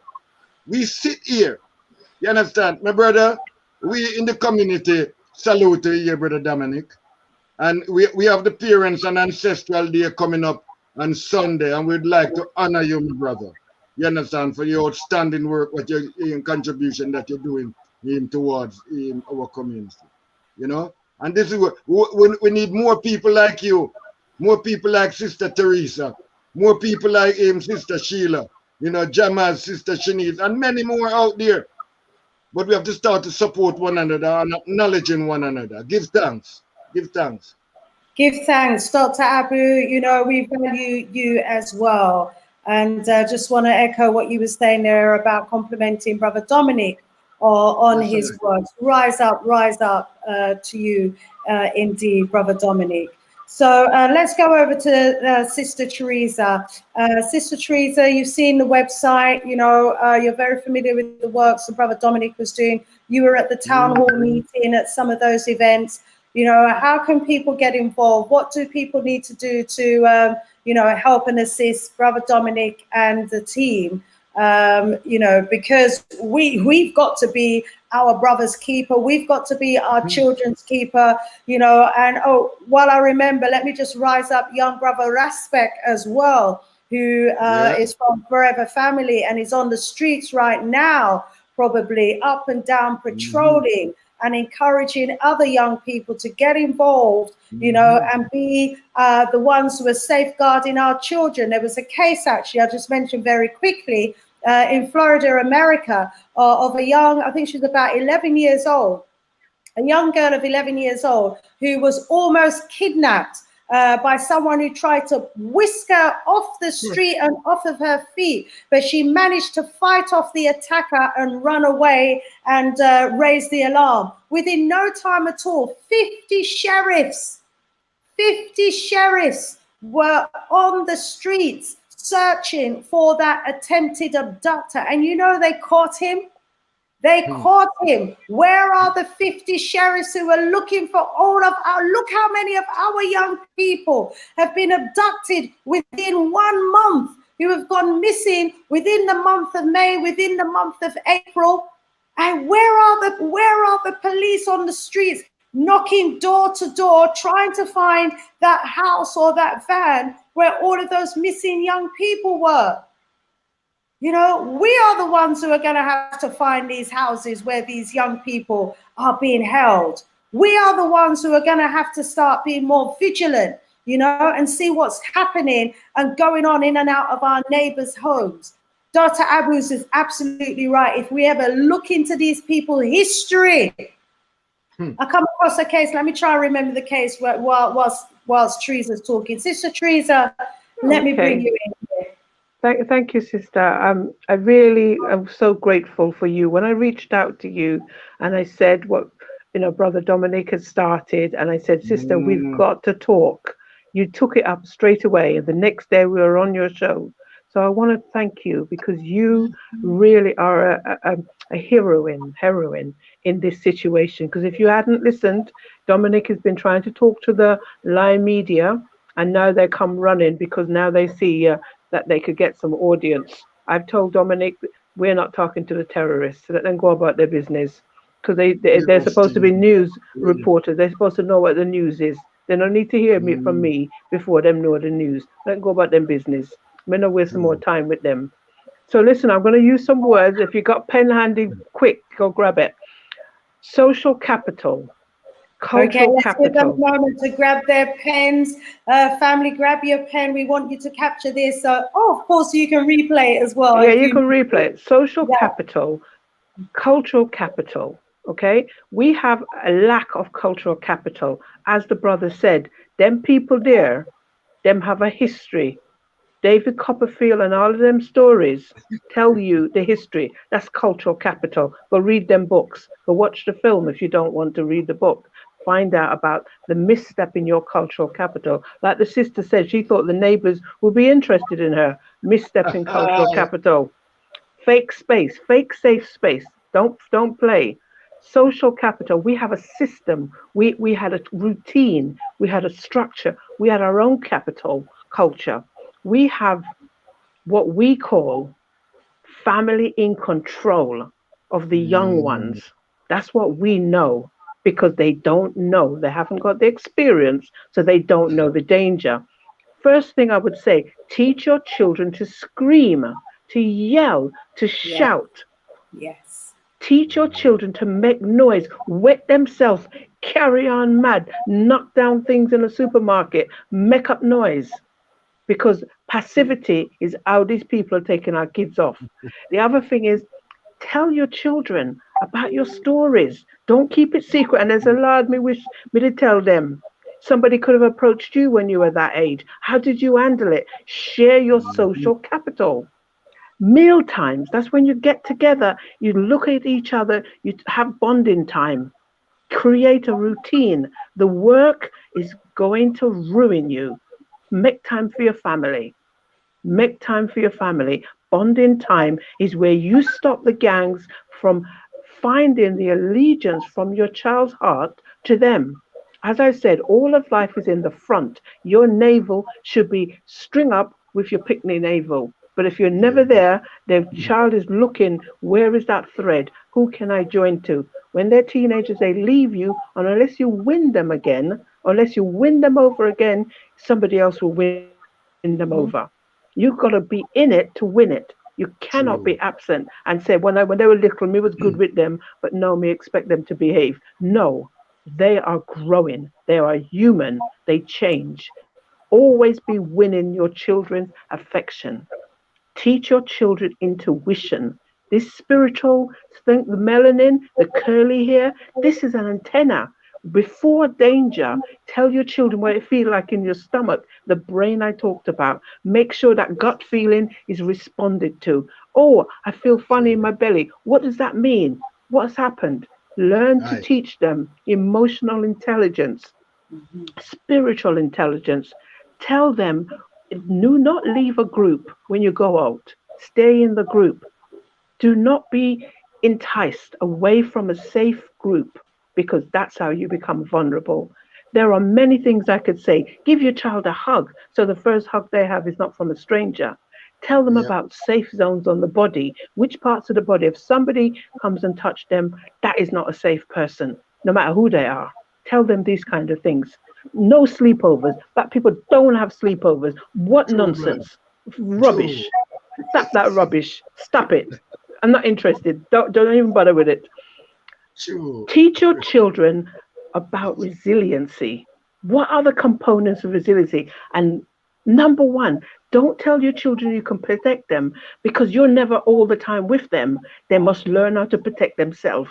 Empower them to protect themselves. Do not give them a false sense of security that you're always going to be there to protect them. Because when they're walking to and fro by themselves, wherever they're going, when they're of a certain age, you're not going to be there. So they must learn how to make themselves safe, and you must teach them while you got influence. And people must understand. You must understand adaptability. If you're in an unsafe space, you've got to understand how to adapt, and don't act as if it's a safe space. What do I need to do when it's not safe? Teach your children adaptable character. I can go on and on and on, but I'll stop there. Social capital is what kept us alive from plantation. And we dash it where? Because sit down in front of the television and don't even communicate. One last thing, come to your house if you live near a school and do your gardening. So you're out on the street watching the picnic and walk up and down. If you see a van, phone the police. You are the more than the police. Do not wait for the police to look out for the van. Them come out to your house when school gonna open, and stay in your garden so you can see. Go for your daily walk on the street where the children are, so you can be the eyes of our community, and let go of that stupid television and all them social media, and be the community that we need. There's lots more I can say. One more thing. If you take your children somewhere, dress them in bright colors. And take a picture of them when you get to the place. So when the policeman asks you what's a current picture of your picnic, you say, here, I took this just now. Down there. Boom. Rise up, Sister Teresa. Some invaluable information there and some hot tips. Yeah, go for your walk when the children them coming out of school or going to school in the morning. Go for your exercise walk, your exercise run with the children and the grandchildren them in the morning. Absolutely brilliant advice there. Teach our children. You know, our children are taught to be seen and not heard. They're taught to be passive. When they're in the classroom, they're told to sit down and shut up and don't say nothing, or they've got to put their hand up. They're taught to be so quiet and timid and passive. But you're right. With this situation now, we've got to teach our children how to scream, how to shout, how to bawl. Help! We have to teach them to know when to run and who to run to. For real, Sister Teresa. You know, okay, what's the time now? We're 2 minutes away from the top of the hour. The time has absolutely flown by.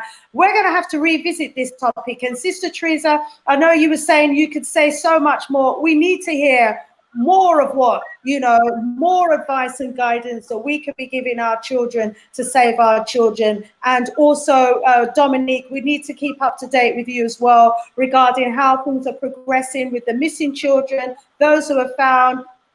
Family, please get in touch with our brother Dominique. As you've heard and as you've seen, it's a huge job. We've all got WhatsApp groups. We get these messages all the time about missing children. And if, you know, you get a message about a child that's missing, please ask them to put a telephone number, on the missing persons, below the missing persons picture, so that we can ring up, find out whether or not the child's been found, whether or not it's actually genuine. You know, if there's one that's coming around without a telephone number, we have to ask ourselves, Why have they not put a telephone number? If a loved one's gone missing, you want to put that phone number there so that if anyone sees them, there's a number there that they can ring. Yeah, so let's make sure that, like you said, Sister Trees, there's an up-to-date picture, there's a telephone number, you know, ideally a family telephone number as well, because not everybody wants to contact the police, because, you know, when we contact the police, we tend to become a suspect, you know, rather than a victim. And we've had so many incidences of where, you know, people have called the police and family members, you know, end up being interrogated and become victims. So, you know, we're almost at the top of the hour, but I'm going to run round and just allow our panel members to take 30 seconds to give us some closing remarks. Sister Teresa, starting with you. Just be able to teach your kids how to be safe, even if it is through intuition. Do not deny their feelings. Rise up, Sister Teresa. Sister Sheila. I will use the words of Dr. Abu. Let us be the people that say those words that we're not supposed to say. Let your children know who the enemy is, who the danger is. If you have to give personal characteristics and say they look like this, they call you like this, they do like this. If you have to mention skin type, hair color, eye color, and say these are the people you run away from, these people are not safe, do it. Protect your children. Don't be all politically correct when you're coming to protect your children. And then love your children.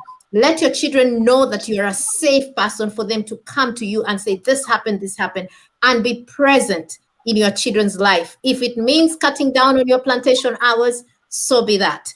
And finally, just to add on what you're saying, pedophilia is not in our African culture. We should not fear our Black people and say they're the ones with pedophilia. At the end of the day, if you look at the God of love, God of romance, it is Cupid for the Romans.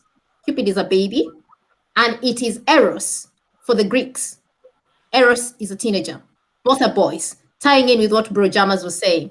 No women in this thing. So when people tell you that when we think of romance, we look at babies and we think of teenage boys, then they are telling you that your children, your babies and your teenagers are not really safe. We are a community. We stay together. The children that are missing are our children. It is not another person's children. It's our children. This is our problem. We need to get a solution. I give thanks.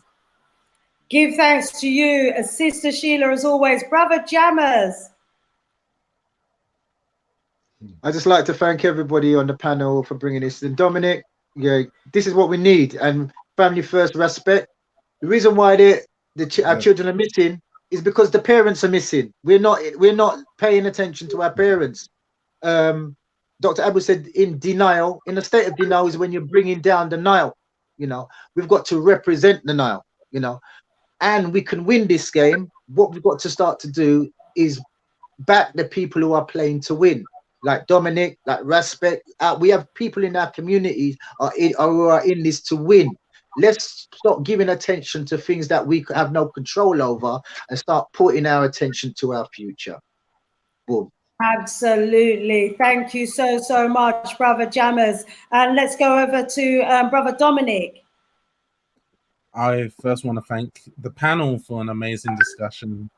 I want to encourage everybody in the community, go to the website. I changed my name to the website, so hopefully you can see that. Join the WhatsApp community. There's 2 WhatsApp groups. One's for just announcements if you're not much of a talker, and there's another one for discussion. There's a lot of really amazing information that's going in there. Even though it's focused on missing Black people, there are other initiatives and are other community leaders in there that are posting their initiatives, and we're supportive of the other initiatives that are going on. Definitely, we have lots of workshops coming up, whether it's psychoeducation. Today I got some emails and we're trying to plan some workshops for parents on how they can safeguard their children to and from school.